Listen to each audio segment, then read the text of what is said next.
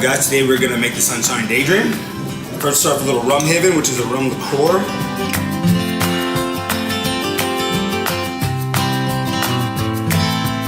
Next throw in a little triple sec.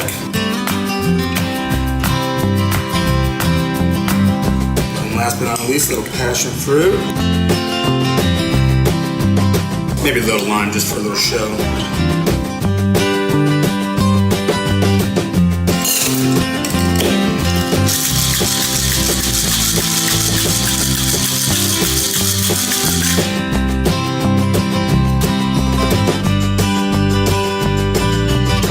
Strain in action.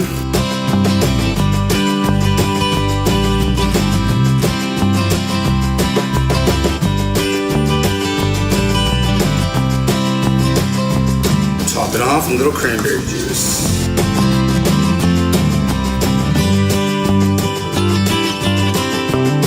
And this is the Sunshine Daydream.